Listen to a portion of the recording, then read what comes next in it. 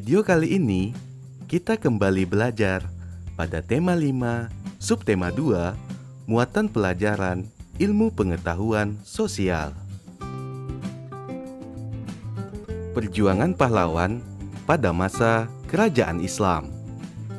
Agama Islam di Indonesia berkembang pesat di daerah pesisir.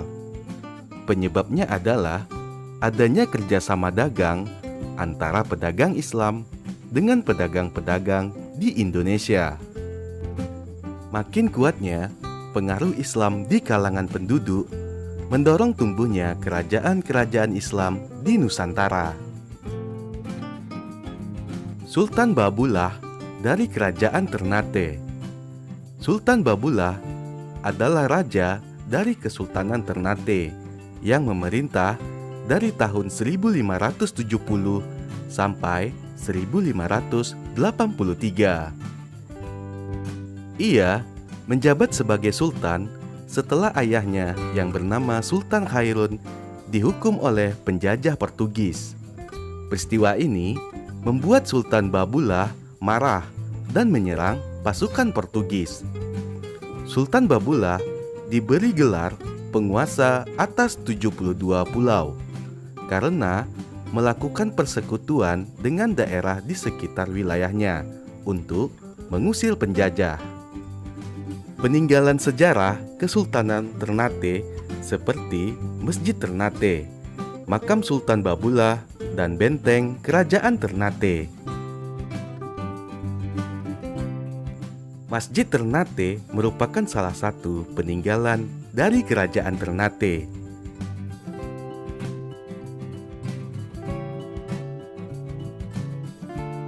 Dua, Sultan Agung dari Kerajaan Mataram.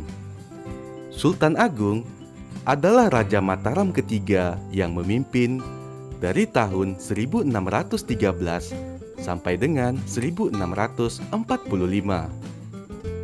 Pada masa pemerintahannya, Kerajaan Mataram mencapai puncak kejayaannya. Daerah kekuasaannya meliputi beberapa daerah di Pulau Jawa dengan bandar dagang di kota Jepara, Tegal, Pekalongan, Tuban, dan Gresik. Rakyat Kerajaan Mataram hidup makmur. Sultan Agung sangat tidak suka penjajahan karena merugikan rakyatnya. Oleh sebab itu, Sultan Agung melakukan penyerangan terhadap Belanda sebanyak 2 kali. Peninggalan Kerajaan Mataram yaitu Pasar Legi Kota Gede, makam-makam raja, dan Masjid Kota Gede. Masjid Kota Gede Yogyakarta merupakan salah satu peninggalan Kerajaan Mataram.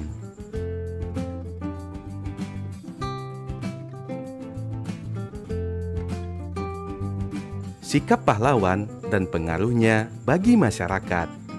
1. Insinyur Soekarno. Insinyur Soekarno adalah tokoh nasional yang mengusulkan dasar negara Indonesia yang sekarang kita kenal dengan nama Pancasila. Insinyur Soekarno merupakan salah satu tokoh yang memproklamasikan kemerdekaan bangsa Indonesia.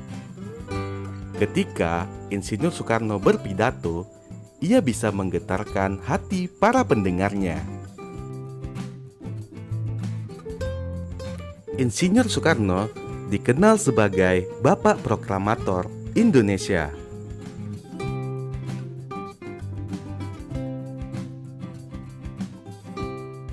Raden Ajeng Kartini. R.A. Kartini adalah tokoh nasional yang memperjuangkan kesetaraan hak untuk perempuan di Indonesia. Beliau aktif menulis surat-surat kepada teman-temannya. Isi surat tersebut menceritakan rasa ketertarikannya kepada kesetaraan laki-laki dan perempuan di luar negeri.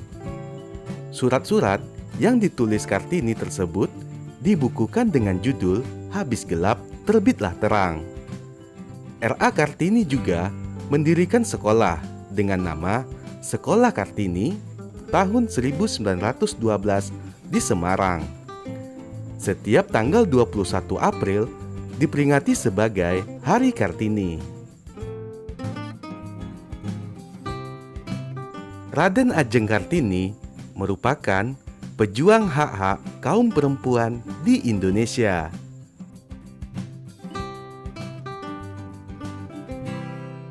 Ki Hajar Dewantara.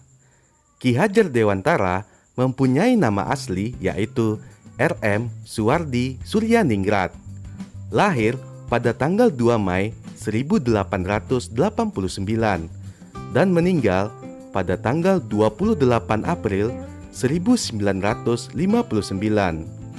Ki Hajar Dewantara menempuh pendidikan di Sekolah Dasar ELS atau Sekolah Dasar Belanda. Kemudian melanjutkan ke Stopia atau Sekolah Dokter Bumi Putra. Sikap kepahlawanan dari Ki Hajar Dewantara yaitu cinta tanah air, rela berkorban, mendahulukan kepentingan bersama. Pengaruhnya bagi masyarakat, berkat beliau, kita bisa bersekolah seperti sekarang. Jika tidak ada Ki Hajar Dewantara, pendidikan di Indonesia tetap terkebelakang dan sulit bersaing dengan negara lain. Penghargaan yang pernah didapat oleh Ki Hajar Dewantara yaitu mendapat gelar sebagai Bapak Pendidikan Nasional karena kepeduliannya terhadap dunia pendidikan. Berkat jasanya juga, tanggal kelahirannya 2 Mei ditetapkan sebagai Hari Pendidikan Nasional. Jasa dan peran. 1. Ki Hajar Dewantara mendirikan perguruan Taman Siswa pada 3 Juli 1922. Kemudian ajarannya yakni Ing Ngarsa Sung Tulada atau di depan menjadi teladan. Kemudian Ing Madya Mangun Karsa, di tengah membangkitkan semangat, dan Tut Wuri Handayani dari belakang memberikan dorongan, menjadi dasar pendidikan di Indonesia.